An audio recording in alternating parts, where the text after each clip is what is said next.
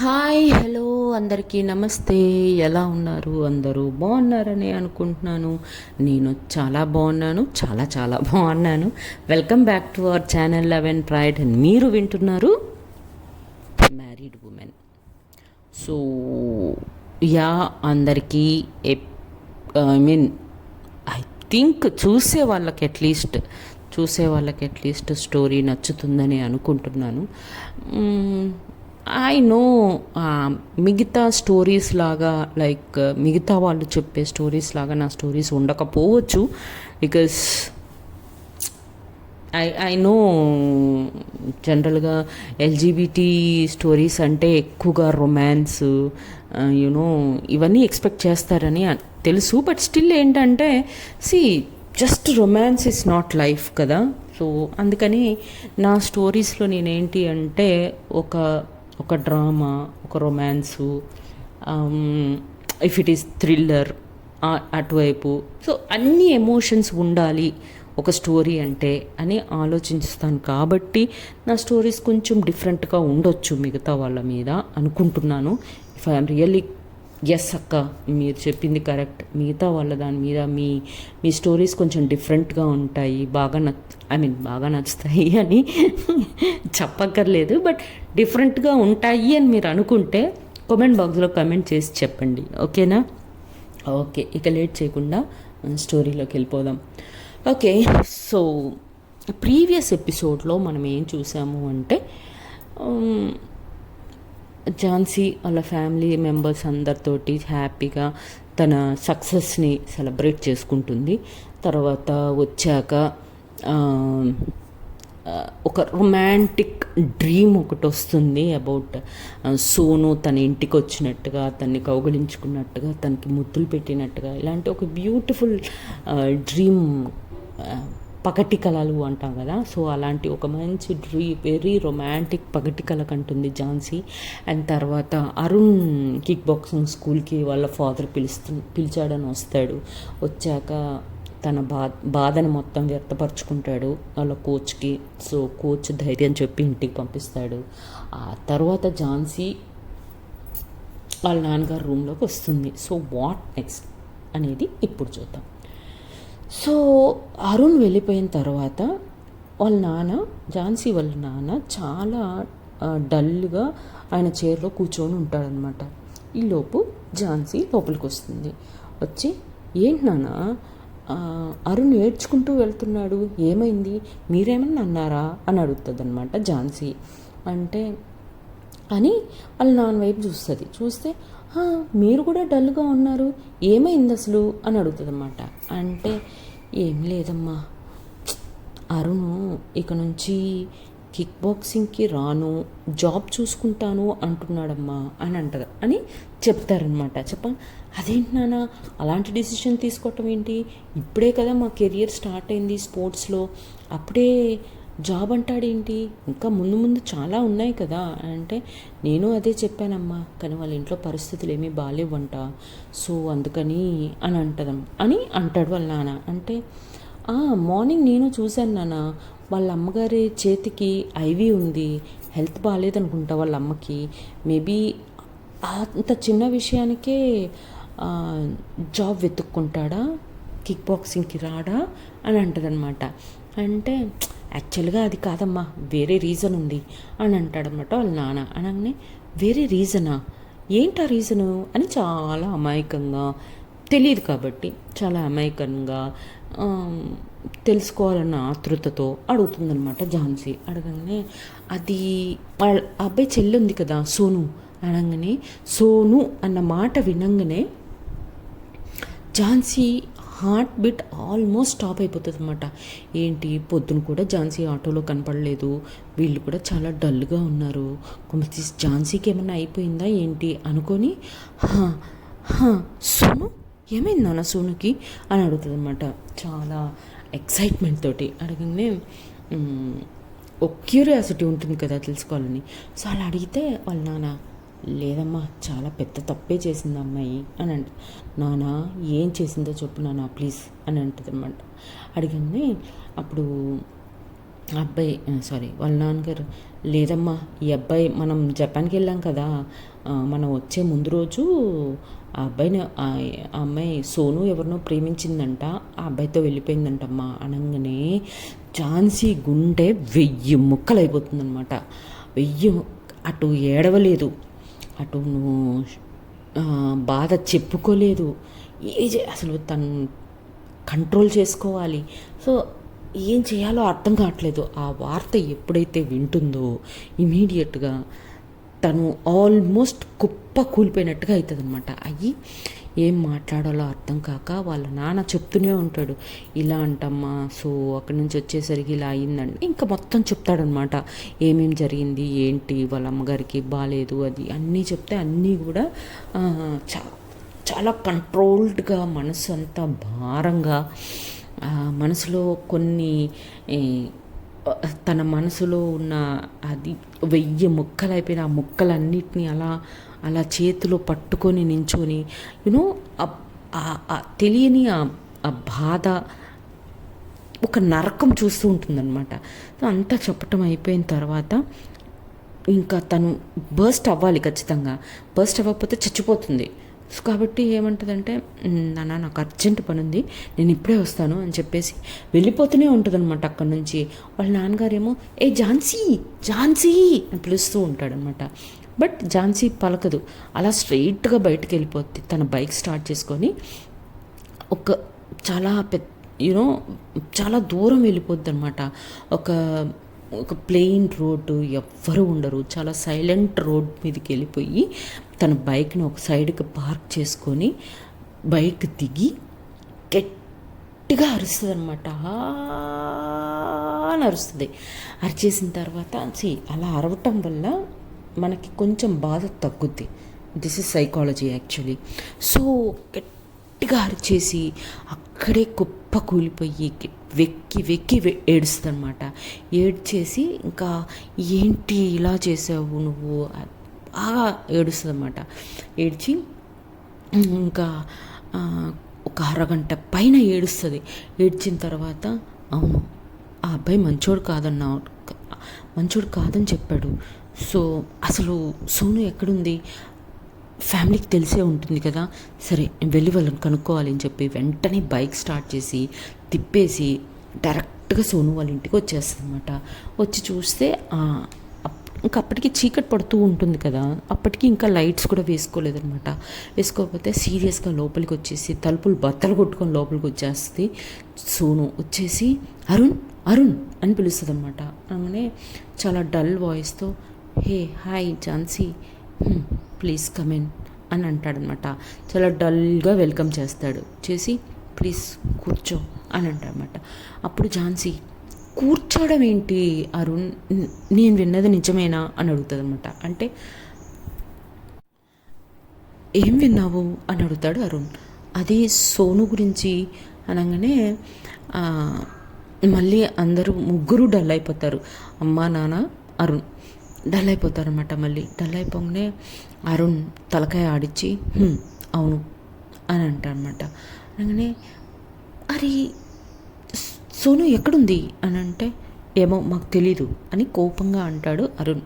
ఇక్కడ లాభం లేదని చెప్పేసి అంకుల్ ఆంటీ వైపు తిరిగేసి, అంకుల్ ప్లీజ్ అంకుల్ మీరన్నా చెప్పండి, సోను తప్పు చేసింది కాదనట్లేదు, అలాని సోనుని వదిలేస్తారా, అబ్బాయి మంచోడు కాదని కూడా చెప్తున్నారు కదా, మరి అలా ఎలా వదిలేస్తారు అంకుల్, ప్లీజ్ అంకుల్ వెతుకుదాం పదండి అంకుల్ ప్లీజ్ అని అంటదనమాట వాళ్ళ ఫాదర్ తోటి. అంటే వాళ్ళ నాన్నగారికి చాలా కోపం వచ్చేసి, లేదమ్మా మాకు ఒక కొడుకే, కూతురు లేదు, చచ్చిపోయింది, మా దృష్టిలో సోను లేదు, అది ఎలా ఉంటే మాకేంటి, ఇక మాకు దానికి ఏ సంబంధము లేదు, మమ్మల్ని అసలు దాని గురించి ఏమీ అడగొద్దమ్మా అని చెప్పేసి వాళ్ళ నాన్నగారు అక్కడ నుంచి లేచి సీరియస్గా రూమ్లోకి వెళ్ళిపోతారనమాట. అనగానే సోను అదేంటి అలా అనేస్తారు అని మళ్ళీ అంకుల్ ఆంటీ దగ్గర కూర్చొని, ఆంటీ ఆంటీ ప్లీజ్ ఆంటీ మీరన్నా చెప్పండి ఆంటీ ప్లీజ్, ఎక్కడుందో చెప్తే నేను పర్సనల్గా నేను అరుణ్ని తీసుకొని వెళ్ళైనా నేను పర్సనల్గా వెళ్ళి వెతికేసి వస్తాను uncle, please aunty please please అని చాలా రిక్వెస్ట్ చేస్తుంటుంది వాళ్ళ మదర్ని. బట్ వాళ్ళ మదర్ కూడా ఏమీ మాట్లాడకుండా కళ్ళ నిండా నీళ్లు పెట్టేసుకొని అక్కడ నుంచి లేచి కామ్గా వెళ్ళిపోతారనమాట. వెళ్ళిపోతే తనకి ఏమీ అర్థం కావట్లా, ఝాన్సీకి ఏం చేయాలో తెలియట్లా. అప్పుడు మళ్ళీ అరుణ్ దగ్గరికి వచ్చేసి అరుణ్ 2 చేతులు పట్టుకొని, అరుణ్ ప్లీజ్ అరుణ్ నువ్వన్నా చెప్పు ప్లీజ్, నువ్వు రాకపోతే రాకపోయావు, నేను వెళ్ళి సోనుని ఏదో ఒక రకంగా ఆ అబ్బాయి గురించి చెప్పు, నచ్చ చెప్పు, ఏదో ఒకటి చేసి నేను తీసుకొస్తాను అరుణ్, ప్లీజ్ చెప్పు, నాకన్నా చెప్పు అని అంటే, అరుణ్ ప్లీజ్ ఝాన్సీ ప్లీజ్ వదిలే, అది మాకెవ్వరికీ బ్రతికి లేదు అంటే, అలా మాట్లాడతావేంటారు, నీకు మీ చెల్లంటే ప్రాణం కదా అంటే, అవును నా చెల్లంటే నాకు చాలా ప్రాణం, అలా అనే దాన్ని ప్రతి విషయంలోనూ సపోర్ట్ చేశా, ప్రతి తను తను ఎప్పుడు ఏడ్చినా నేను ఏడ్చేవాడిని. ఇదంతా ఎందుకు, నేను దానికంటే 4 సంవత్సరాలు పెద్ద, బట్ ఇంకా నేను దాని క్లాస్లోనే ఎందుకున్నాను, బికాస్ ఎల్కేజీలో జాయిన్ చేసినప్పుడు అది కంటిన్యూస్గా ఏడుస్తూనే ఉంటే, నేను 2nd క్లాస్లో నుంచి నేను ఎల్కేజీలోకి వచ్చి కూర్చొని చెల్లి కోసం నేను మళ్ళీ ఎల్కేజీ చదువుతాను నానా అని చెప్పి మళ్ళీ నేను రీజాయిన్ అయ్యాను. అంత ప్రాణం నాకు అదంటే. సారీ, ఇదంతా తమిళ్లో చెప్పలేదు, అయ్యో, అంత ప్రాణం నాకు అదంటే. అలాంటిది నాతో ఒక్క మాట, అన్నయ్య నేను పలానా మమ్మల్ని పలానా వాడిని ప్రేమిస్తున్నాను, నాకు ఒక్క మాట చెప్పాలనిపించలేదా, నాకు చెప్పుంటే నేను అమ్మ నాన్నలతో మాట్లాడేదాన్ని, లేదు దానికే నచ్చ చెప్పేవాదాన్ని, వాడు మంచోడు కాదని దాన్ని ఎలానో కలా నచ్చ చెప్పేవాడిని, లేదా వాడికి వార్నింగ్ ఇచ్చే ఏదో ఒకటి చేసేదాన్ని. బట్ నన్నే మోసం చేసి వెళ్ళిపోయింది అది. నాకు చెల్లి లేదు, ఎవరూ లేరు, నాకున్న బాధ్యత ఇప్పుడు మా అమ్మ నాన్న మాత్రమే, ప్లీజ్ ఝాన్సీ వదిలే ఇక్కడ అని అంటే, ఓకే నువ్వు వెతకొద్దు, నేను వెతుకుతాను ఎక్కడుందో, please please please please please చెప్పు ప్లీజ్ అని ఎంత బతిలాడినా అరుణ్ అసలు ఒక్క మాట మాట్లాడనమాట. ఇంకా ఝాన్సీకి అర్థమైపోద్ది, ఓకే ఇంకా వీళ్ళు తన గురించి వదిలేసుకున్నారు అని చెప్పి అని. ఇంకా ఏం చేయాలో అర్థం కాక ఇంకా తను వాళ్ళ ఇంట్లో నుంచి బయటకు వచ్చేసి ఏడ్చుకుంటూ వాళ్ళ ఇంటికి వెళ్ళిపోతుంది అనమాట. వెళ్ళిపోయి ఇంకా ఇంట్లోకి తన రూమ్లోకి వెళ్తుంటే ఝాన్సీ వాళ్ళ అమ్మ పిలుస్తుంది, ఏ ఝాన్సీ ఏయ్ పలకవేమే అంటూ ఉంటుంది వాళ్ళమ్మ. అయినా కూడా ఏమీ మాట్లాడకుండా స్ట్రైట్గా తన రూమ్లోకి వెళ్ళిపోయి తలుపు పెట్టేసుకొని ఏడుస్తూనే ఉంటుందన్నమాట. కంటిన్యూస్గా ఏడిసి, ఏంటి సోను ఎంత పని చేసావు, ఒక్కసారి ఎన్ని సంవత్సరాల్లో నేను ఏం ఫీల్ అవుతున్నానో ఒక్కసారన్నా నువ్వు గమనించలేదా, అన్న తప్పంతా నాదే, నేనన్నా నా ప్రేమ నీకు చెప్పలేదు, అట్లీస్ట్ చెప్పుంటే నాకు ఇంత బాధ ఉండేది కాదు అని చాలా ఏడుస్తూనే ఉంటుంది అనమాట. ఈలోపు వాళ్ళ నాన్నగారు వస్తారు స్కూల్ నుంచి. వచ్చి, ఏంటి ఝాన్సీ వచ్చిందా అని వాళ్ళ అమ్మని అడుగుతాడనమాట. ఏంటి తను సపరేట్గా వచ్చింది, ముందే వచ్చేసింది అంటే, ఏమో మరి తెలీదు, తను తొందరగా వచ్చేసింది, స్కూల్లోంచే తొందరగా బయలుదేరిపోయింది అని చెప్తాడనమాట వాళ్ళ నాన్న. అంటే, ఓహో అవునా, సరే అయితే ఫ్రెష్ అయ్యారండి, భోంచేద్దాము అని, ఏ ఝాన్సీ నానొచ్చారు, నువ్వు కూడా రా త్వరగా అని వాళ్ళ అమ్మ పిలుస్తుంది అనమాట. అమ్మ వస్తున్నా అని చెప్పి గబగబా వాష్రూమ్లోకి వెళ్ళిపోయి మొహం కడుక్కొని వస్తుందన్నమాట. వచ్చి వాళ్ళ నాన్నగారి కళ్ళు కిందికి వేసి నడుస్తూ ఉంటుంది అనమాట. అప్పటికీ వాళ్ళ అమ్మ నాన్న చూస్తారు, ఏంటి కళ్ళన్నీ ఎర్రగా అయ్యాయి, ఏమైంది అనగానే వాళ్ళ నాన్నగారు, ఏంటి సోను గురించి ఆలోచిస్తున్నావా అని అడుగుతాడనమాట. అంటే, అవును నాన్న, అలా ఎలా వెళ్ళిపోయింది, వాళ్ళ అమ్మకి నాన్నకి వాళ్ళ అన్నయ్యకి కూడా చెప్పకుండా ఎంత పెద్ద తప్పు స్టెప్ వేసింది నాన్న అని అంటూని దాని గురించి మాట్లాడుకుంటూ ఉంటారు ఝాన్సీ అని వాళ్ళ నాన్న. అంటే వాళ్ళ అమ్మకి ఏమీ అర్థం కాదు, ఏమైంది సోనుకి అని వాళ్ళ అమ్మ అడుగుతుంది అనమాట. అడిగితే వాళ్ళ నాన్నగారు జరిగింది మొత్తం చెప్తే అప్పుడు, అవునా అలా చేసిందా, ఆ అమ్మాయిని చూస్తే అలా అనిపించదేంటి, మరి చాలా అమాయకంగా ఇన్నోసెంట్గా మంచి పద్ధతి గల అమ్మాయిలానే కనిపించింది కదా అని అంటదన్నమాట. అని ఝాన్సీ వైపు తిరిగి, నువ్వు ఇలాంటి పిచ్చి పిచ్చి వేషాలు వేయబాకు, అర్థమైందా అని అంటదన్నమాట. అనగానే ఝాన్సీ ఆల్రెడీ చాలా కోపంగా, బాధగా, చాలా రకరకాల ఎమోషన్స్తో ఉందా, వాళ్ళ అమ్మ అలా అనేసరికి చాలా కోపం వస్తుంది. వచ్చి, ఏంటమ్మా అలా అంటావు, అసలు నేను పెళ్ళే చేసుకోను, నాకు అబ్బాయిలే నచ్చరు అని అంటుందన్నమాట. అనగానే, ఏంటి అని అంటే, అవునమ్మా నాకు అబ్బాయిలు నచ్చరు, నేను చేసుకోను అని అంటదన్నమాట. అనగానే ఇంకా వాళ్ళు మదర్ అండ్ ఫాదర్ ఏమనుకుంటారంటే, సరే ఏదో ఫ్రస్ట్రేషన్లో ఉంది అలా అనిందిలే అనుకొని ఓకే అనేసి ఇంకా భోంచేసి వాళ్ళ రూమ్స్కి వెళ్ళిపోయి పడుకుంటారనమాట. బట్ ఝాన్సీ పడుకోదు, ఏడుస్తూనే ఉంటుంది, కంటిన్యూస్గా ఆలోచిస్తూనే ఉంటుంది సోను గురించి, ఎలా ఉందో ఏంటో, ఎక్కడుందో, వాడు ఎలా చూసుకుంటున్నాడో, హ్యాపీగా ఉందో లేదో అన్నీ ఆలోచిస్తూ అలానే కూర్చుంటుంది అనమాట. తన రూమ్లో లైట్ వెలిగే ఉంటుంది. సో నెక్స్ట్ డే మార్నింగ్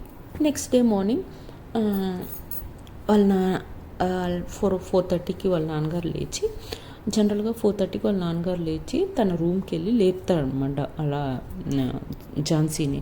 కానీ ఆ రోజు లేపడు.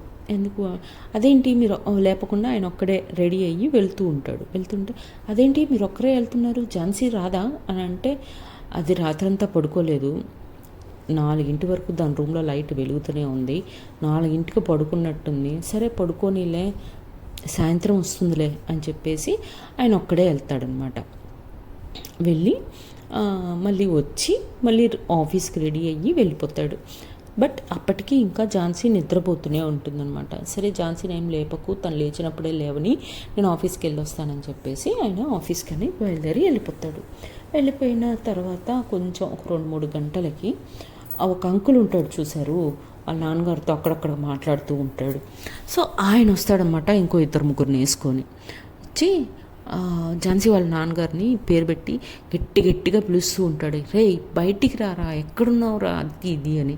ఝాన్సీ ఆ సౌండ్లకి లేచి బా అనుకుంటూ బయటకు వచ్చి ఆ నిద్ర మత్తులోనే, అబ్బా ఎవరమ్మా గట్టిగా అరుస్తున్నారు, ఎవరు అని డోర్ వైపు చూస్తుంది అనమాట. అదే నిద్ర మత్తుతో ఆ అంకుల్ని అక్కడ చూసేసరికి ఫ్యూజులు ఎగిరిపోయి, నిద్ర మత్తు అంతా తేలిపోతుంది. తేలిపోయి, అంకుల్ మీరేంటి ఇక్కడ అని అంటుంది అనమాట. అంటే మీ నాన్న ఏడమ్మా అని అంటుంది. నాన్న అని వాచ్ వైపు చూసి టైము, అంటే తనకి టైం తెలియదు కదా, టైం చూసి 9:30 అంటే నాన్నగారు ఆఫీస్లో ఉంటారు కదా అంకుల్ అని అంటాడు అని కూల్గా చెప్తూ ఉంటుంది ఝాన్సీ. అంటే ఆఫీస్కి వెళ్ళామమ్మా, మీ నాన్నగారు అక్కడ లేరు, అందుకే ఇంటికి వచ్చాము అని చాలా సీరియస్గా మాట్లాడుతూ ఉంటాడు ఆయన. అనగానే ఝాన్సీకి కోపం వచ్చేస్తుంది. కోపం వచ్చేసి, మా నాన్నగారు మీదకి అలా అరుస్తారేంటి, మీ అబ్బాయిని మేము ఎంత మా స్కూల్లో జాయిన్ చేసుకోకపోతే మాత్రం మనుషుల్ని వేసుకొని ఇంటికి వచ్చేస్తారా, అదంతా కుదరదు అని విషయం తెలియక రివర్స్ అరుస్తూ ఉంటుంది ఝాన్సీ. అరుస్తుంటే, ఏంటి అబ్బాయా, మీ స్కూల్లో జాయినింగా, ఎవరికమ్మా అబ్బాయి, నాకు అసలు అబ్బాయిలే లేరు, నాకున్నది ఒక అమ్మాయి, తను కూడా అమెరికాలో ఉంటుంది, ఇక్కడ ఉండదు అనగానే షాక్ తింటుంది, ఫ్యూజులు ఎగిరిపోతాయి మన ఝాన్సీకి. వాట్, మీకు అబ్బాయి లేరా, మరి మీరు ఇక్కడికి ఎందుకు వచ్చారు అని అడుగుతుంది అనమాట. ఎందుకు వచ్చారు ఏంటమ్మా, 5 సంవత్సరాల క్రితం మీ నాన్న నా దగ్గర 10 లక్షలు తీసుకున్నారు, ఇప్పటిదాకా వడ్డీ ఇవ్వలేదు, అసలు ఇవ్వలేదు, నేను రోజు వచ్చి డబ్బులు అడిగి తిరిగి వెళ్ళిపోతున్నాను, మా అమ్మాయికి చాలా అవసరాలు ఉన్నాయమ్మా, ఇప్పుడు నాకు డబ్బులు చాలా అవసరం రా అని చెప్తున్నా కూడా ఇవ్వట్లేదమ్మా మీ నాన్న అని అంటాడనమాట. అసలు వాళ్ళ అమ్మకి ఝాన్సీకి ఇద్దరికి ఫ్యూజులు ఎగిరిపోతాయి. మా నానేంటి అప్పులు చేయటం ఏంటి అని. అదేంటి అంకుల్ అలా అంటారు, మా నాన్న ఎందుకు అప్పులు చేస్తారు అంటే, నాకేం తెలుసమ్మా, ఫ్రెండ్ కదా అని 10 లక్షలు అడిగితే ఇమీడియట్గా తీసిచ్చాను 5 సంవత్సరాల క్రితం, ఇప్పటిదాకా ₹1 ఇవ్వలేదు, రే వడ్డీ వద్దురా అసలన్నా ఇవ్వరా అన్నా కూడా రేపు మాపు అని తిప్పుతున్నాడే కానీ డబ్బులు ఇవ్వట్లేదు అని అంటాడనమాట. అనగానే ఇదిగో వీళ్ళ దగ్గర కూడా డబ్బులు తీసుకుంటున్నారంటమ్మా, అడగండి కావాలంటే అని అనగానే అక్కడ ఆయన వెనకాల వచ్చిన 2-3 కూడా అవునమ్మా ఇంత తీసుకున్నాడు అని అకౌంట్ చెప్తా ఉంటారు అనమాట. చెప్పంగానే వాళ్ళ అమ్మకి ఝాన్సీకి ఇద్దరికి అసలు షాక్ అయిపోయి ఇమీడియట్గా చాలా కోపం వచ్చేస్తుంది ఝాన్సీకి. కోపం వచ్చేసి అసలే నైట్ ఒక సోను విషయంలో ఫ్రస్ట్రేట్ అయ్యి ఫ్రస్ట్రేషను, కోపము, బాధ అన్నీ మోస్తుంది ఆల్రెడీ. ఇప్పుడు ఈ విషయం తెలిసేసరికి ఇంకా కోపం వచ్చేస్తుంది అన్నమాట. కోపం వచ్చేసి వెంటనే వాళ్ళ నాన్నకు ఫోన్ చేసి నాన్న ఎక్కడున్నావు అని అంటుంది అనమాట. అంటే బయట ఉన్నానమ్మా ఎందుకు అని అంటే అర్జెంటుగా అరగంటలో నువ్వు ఇంట్లో ఉండాలి అని చెప్పి అసలు వాళ్ళ నాన్న ఏం చెప్తాడన్నది కూడా వినదు. అరగంటలో నువ్వు ఇంట్లో ఉండాలని చెప్పి ఫోన్ పెట్టేస్తుంది. ఫోన్ పెట్టేయని వాళ్ళ నాన్నకి అదేంటి ఇంత కోపంగా మాట్లాడుతుంది, ఏమై ఉంటుంది అని భయమేసి ఫాస్ట్గా బైక్ స్టార్ట్ చేసుకొని వచ్చేస్తాడనమాట. వచ్చి చూస్తే ఏముంది, ఇంటి ముందు ఆయన చేసిన ఘనకార్యం కనపడుతుంది. లోపలికి వచ్చి సైలెంట్గా తల కిందికి వేసుకొని సైలెంట్గా వస్తాడనమాట. వచ్చి కామ్గా నించుంటాడు. నించోగానే ఝాన్సీకి కోపం వచ్చి, ఏంటి నాన్న ఇది, వీళ్ళు ఏదేదో చెప్తున్నారు, వీళ్ళ గురించి నువ్వు నాకు ఏదేదో చెప్పావు, ఏంటి ఇది అని అనగానే, అది ఏంటంటమ్మా అని సాగదీస్తున్నాడు. చెప్పురా చెప్పు, నేను నీకు 10 లక్షలు ఇచ్చాను, ఒక్క రూపాయి కూడా తిరిగి ఇవ్వలేదు, నీకు ఎన్నోసార్లు చెప్పాను నా కూతురికి కావాలరా అర్జెంటురా అని, నువ్వు ఇచ్చేలా లేవని ఇంకా లాభం లేదని ఇంటి మీదకి వచ్చేసాను రా మనుషుల్ని వేసుకొని అని చెప్పి అంటాడనమాట. అనగానే, అది కాదురా, ఒక 1 వీక్ టైం ఇవ్వరా అని ఝాన్సీ ముందు మళ్ళీ బతలాడుతూ ఉంటాడనమాట. అనగానే ఝాన్సీకి ఇంకా కోపం వచ్చేస్తుంది. అసలు అప్పు చేయటం ఏంటన్నా, అది కూడా నేను అడుగుతూనే ఉన్నా అంకుల్ నీ దగ్గరికి వచ్చినప్పుడల్లా, ఎందుకు నాన్న అంకుల్ ఇన్నిసార్లు వస్తున్నాడు, ఏంటి నాన్న అంటుంటే నాకు ఏవేవో కథలు చెప్పావు, ఏంటి నాన్న ఇదంతా అని గట్టిగా అరుస్తూ ఉంటుంది వాళ్ళ నాన్న మీదకి. వాళ్ళ అమ్మకి ఏం మాట్లాడాలో అర్థం కావట్లేదు. ఇంకా అది కాదమ్మా, నువ్వు ఇన్వాల్వ్ అవ్వకు, నేను తీర్చేస్తాను, నేను నాన్న ఇన్ని సంవత్సరాలుగా ఇవ్వలేంది ఇప్పటికిప్పుడు ఎక్కడి నుంచి తెచ్చిస్తావు, అసలు నువ్వు ఎందుకు చేసావు ఈ అప్పులు అని గట్టిగా అరుస్తుంది అనమాట. అరిస్తే వాళ్ళ నాన్న అందరి ముందు ఏమీ మాట్లాడలేక కామ్ అయిపోతాడు.